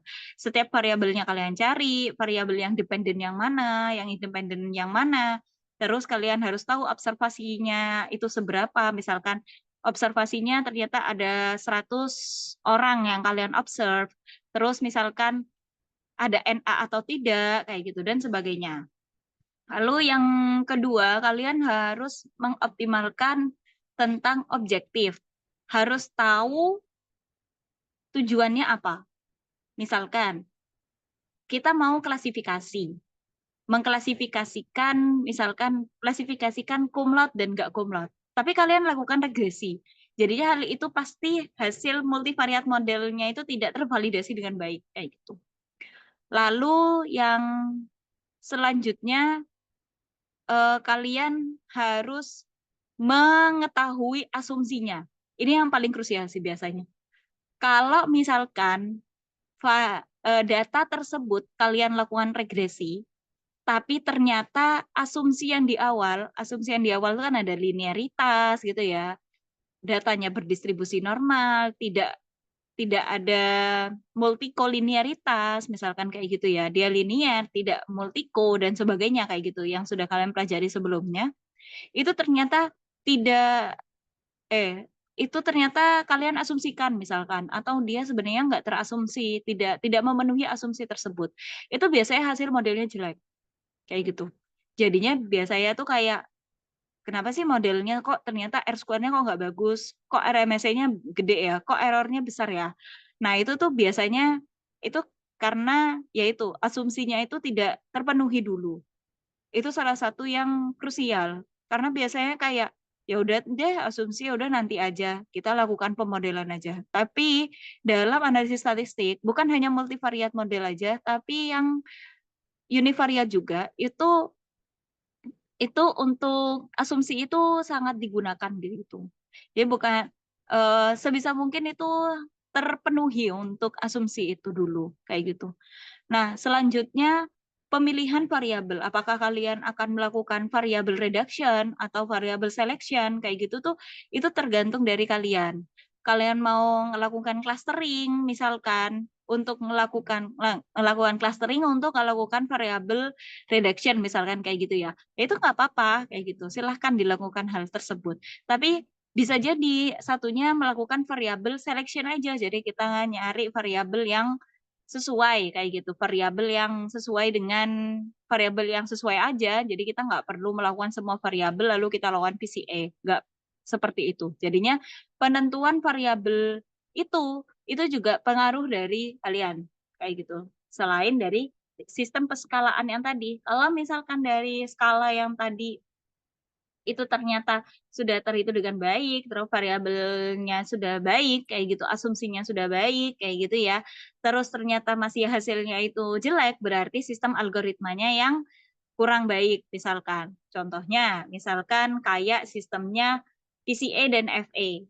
PCA dan FA itu di dalam algoritmanya itu dia melakukan sistem iteratif, kayak gitu. Ada juga yang sistem iteratif, contohnya logistic regression. Logistic regression itu melakukan sistem iteratif. Jadinya mungkin dia melakukan sistem iteratif yang inisialisasinya itu jauh dari estimasi parameternya. Jadinya tidak konvergen sebenarnya kayak gitu. Jadinya butuh waktu yang cukup lama, misalkan kayak gitu. Nah, atau sistem konvergensitasnya yang kayak tidak terlalu kecil kayak gitu. Misalkan konvergennya kalian itu mencapai 0,1 aja, padahal biasanya kalau konvergensitas itu bisa sampai 0,0001 kayak gitu. Jadinya itu yang perlu benerin. Jadinya sistem konvergensitasnya harus, kalau misalnya iteratif ya harus benar-benar konvergen kayak gitu ya. Nah, selama ini yang kalian pelajari itu konvergensitasnya itu hanya konvergensitas in value. Padahal konvergensitas itu ada 3. Jadi yang kalian pelajari di S1 ini konvergensitas in value. Dia konvergen sampai terkecil kayak gitu, sampai dia mencapai 0,0001 kayak gitu. Errornya sampai mencapai 0,0001 kayak gitu. Nah, ada juga misalkan sampai konvergensitas in distribution gitu. Jadinya ya distribusinya harus sudah sesuai dengan hal tersebut, maka dia akan termasuk dalam konvergen in distribution. Nah, namun karena kalian hanya pada nilai itu aja dan ternyata nilai itu nggak nyampe gitu, nggak nyampe yang sekecil itu, jadinya biasanya hasilnya juga jelek. Jadinya ya sama halnya dengan analisis-analisis yang sebelumnya, bahwa ini sebenarnya step-step yang kayak nggak cuma step-step yang sekuensial, yang sudahnya 1, 2, sudahnya 2, 3, sudahnya 3, 4, kayak gitu tidak. Tapi bisa jadi ketika kalian sudah estimate dan juga fit modelnya, ternyata asumsinya ternyata nggak kelar, belum kalian kerjakan gitu. Jadi kalian balik lagi, lakukan lagi asumsi kayak gitu dan seterusnya. Sebenarnya gitu sih yang harus dioptimalkan dalam multivariate model building. Hal ini juga akan terjadi nanti kalian waktu project. Mungkin projectnya kalian misalkan, oh Bu saya menggunakan data yang primer. Oh boleh silahkan kayak gitu. Biar kenapa kok kalian pakai data primer? Biar tahu Bu perdataannya secara langsung seperti apa, biar kita tahu cara collecting datanya bagaimana dan sebagainya kayak gitu. Bisa jadi primernya kalian ngesurvei ke teman-temannya satu angkatan misalkan tentang itu, sehingga nanti kalian olah menjadi sistem dengan menggunakan diskriminan analisis misalkan kayak gitu. Itu juga boleh dilakukan. Nah, kalau misalkan data yang primer, itu kan kalian lebih paham ya sistem skala datanya seperti apa, lalu variabel yang seharusnya dipakai seperti apa, variabel selection kah, atau dimensional reduction kah, atau hal-hal yang seperti itu, kayak gitu sih. Sehingga yang perlu dilakukan ya itu satu, datanya, lalu variabelnya, tentang skalanya, lalu seleksi dimensional, serta pemodelannya seperti apa, kayak gitu. Apakah dia menggunakan sistem iteratif, harus konvergen, pemilihan metodenya harus sesuai, kayak gitu, dan sebagainya. Gitu sih sebenarnya. Ada sanggahan atau ada yang belum jelas?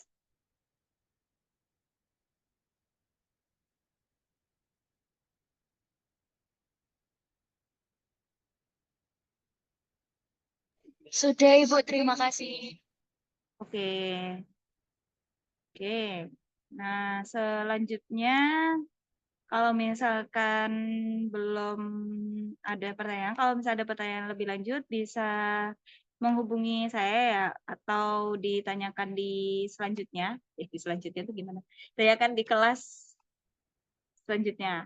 Untuk analisis multivariat besok yang jam 9.30 itu Bu Dinda yang ngajar. Kalau yang jam 1 insya Allah saya yang ngajar. Jadi saya akan itu lagi gitu ya untuk hal tersebut. Untuk memberitahukan kembali tentang hal yang tersebut. Saya kurang ingat untuk yang jam 9.30 yang siapa, yang jam 1 yang siapa. Kayak gitu. Nah, mungkin kita bisa selesaikan untuk Nafila. Oh, maaf ya, Fil. Baru kebaca. Output dari proyeknya bentuknya apa? Oh, bentuknya laporan. Kayak gitu. Nanti kalian akan kami kasih tugas sepertinya minggu ini. Di minggu kedua maksudnya. Kita akan minta kalian untuk belajar namanya belajar R secara benar dari depan sampai belakang. Karena yang dipakai di sini itu full R. Mulai dari pertama sampai belakang nanti bakal menggunakan R untuk keseluruhan, dan juga untuk tugas-tugasnya nanti akan dikumpulkan dalam bentuk R Markdown. Nih, saya tuliskan di itu. Jadi apa itu R Markdown? R Markdown itu kayak apa ya? GitHub anggapnya R Markdown. Nah, R Markdown itu atau R Markdown ini itu kayak semacam di galeri aja deh. Jadinya kalian bisa bentuk kayak gitu ya, bisa dibentuk secara HTML, bisa dibentuk PDF, bisa bentuk Word ataupun Handout. Namun hal ini itu langsung di R-nya. Jadi ketika kalian melakukan R kayak gitu ya, melakukan si R-nya, lalu kalian langsung nge apa ya, nge-connect-in dia dalam bentuk HTML lalu jadi linknya, anggapnya kayak gitu. Jadinya kalian nggak perlu membuat itu ke dalam GitHub, nggak perlu juga naruh itu satu-satu gitu ya ke Word untuk kalian jelasin maksudnya, oh R ini itu maksudnya, gimana sih? Misalkan kalian punya code kayak gitu ya, misalkan kalian punya code. Nah, code-nya itu kalian kan pasti ada output-nya. Nah, selama ini yang kalian kerjakan itu kan code-nya kalian copy, terus hasilnya kalian copy juga kayak gitu kan ya ke Word-nya. Nah, kalau misalnya di R Markdown itu nggak usah. Jadinya kalian perlu kayak cuma ngelihat dari hasil dari punya kalian kayak gitu ya. Dari code-nya langsung output-nya dan dijelaskan di R-nya itu. Kayak gitu. Langsung dijelaskan di R-nya. Selanjutnya nanti tinggal di namanya di knit, KNIT. Lalu nanti bakal dijelasin, nanti bakal dikumpulkan sistem HTML-nya. Jadi nggak perlu naruh di Word lagi, terus di copy itu nggak perlu. Jadinya langsung ke R Markdown itu. Nah, sebagai penjelasan, jadinya silakan dipelajari dulu ya tentang R Markdown ini. Contohnya misalkan seperti ini. Nah, nanti tuh bakal bentuknya kayak gini. Jadinya kalian punya header kayak gini ya. Terus kalian nuliskan di sini, misalkan itu teksnya tinggal dimasukkan di dalam situ ya. Untuk nilai untuk code-nya, kalau misalkan di sini kalian mau pakai equation bisa dimasukkan di situ dan sebagainya. Jadi nggak perlu ngubah atau mindahin ke dalam bentuk Word, terus Word-nya kalian PDF, terus PDF-nya kalian kumpulin, itu nggak perlu. Jadi kalian bisa langsung read HTML, lalu bisa open in browser. Nah, HTML-nya ini yang kalian bisa langsung kumpulkan, kayak gitu. Nah, ini contoh yang lain, misalkan dia akan bentuknya seperti ini, dan sebagainya. Jadi kalian bisa bisa mempelajari dulu tentang R Markdown ini, kayak gitu ya. Menurut saya ini lebih enak dipakai kalau misal kalian lagi ngerjain pakai R daripada kita kayak ngubah dan juga kadang hasilnya itu harus kita screenshot di save dan sebagainya kayak gitu. Belum tentu juga kayak Word-nya buka dua aplikasi kan juga ada ribet kayak gitu. Terus bagi kalian yang nggak punya R Studio, kalian bisa download di desktop kayak gitu ya, atau kalian bisa pakai posit.cloud. Posit.cloud. Nah, kalau posit.cloud ini kalian bisa langsung login di sini pakai email Gmail-nya kalian tanpa harus nginstal. Tapi kalau jadinya kerjainnya kayak Google Collaboratory, jadinya kayak gitu. Bisa kalian pakai di sini. Tapi di sini ada batas waktunya, jadinya kayak berapa hari gitu, nggak hari sih, berapa bulan gitu, nanti kalian akan diberhentikan, nggak bisa buka kayak gitu ya, tapi kalian bisa download hasilnya, yang penting kalian save dulu setiap mengerjakan, nah nanti kalian akan dikasih tahu, kalian bisa mengakses lagi pada tanggal segini kayak gitu, karena dia free kayak gitu ya. Terus kalau misalkan kalian mau pakai yang lokal, kalian bisa download R Studio kayak gitu, pakai R Studio yang ada di sini. Jadi bisa dipakai secara lokal tanpa perlu kalian bingung tentang sistem hal seperti itu. Kalau yang R Studio yang biasa itu pakai yang free aja nggak usah ini. Tapi kalau saya karena saya juga laptop saya tuh nggak mau gitu ya sama R, saya juga nggak tahu kenapa, jadinya ya saya pakainya selalu menggunakan yang sistem online ini. Sistemnya sama juga kok, sistem install package-nya juga sama kayak gitu. Jadi sebisa mungkin kalian sudah mempelajari tentang si R dan ini. Nanti akan kami beri tugas untuk kalian bisa paham gitu ya tentang R dari depan sampai belakang. Mungkin sudah tahu juga gitu tentang R di statistical inference kemarin. Namun untuk statistical inference kan belum semua menggunakan R kan. Jadinya sistem yang inilah maksudnya satu terkadang pakai Python, kadang Excel, kadang R kayak gitu. Karena biar ini biasa statistical inference itu semua metode semua sistemnya kalian bisa pakai. Tapi kalau misal di sini multivariate analisis itu semua ini sudah ada di R semua gitu. Jadinya biar tinggal ngambil-ngambil aja kayak gitu. Manggil-manggil library lah kayak gitu tanpa harus melihat lebih lanjut. Gitu sih, Phil. Ada yang mau ditanyakan lagi?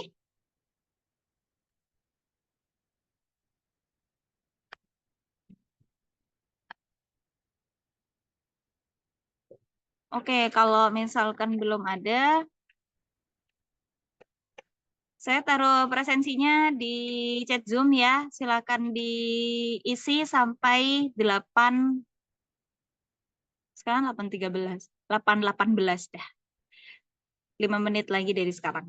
Jadinya setelah 8.18 saya tutup untuk ini. Terima kasih. Sampai jumpa di pertemuan selanjutnya dan Assalamualaikum warahmatullahi wabarakatuh. Terima kasih semuanya. Assalamualaikum warahmatullahi wabarakatuh. Terima kasih, Bu.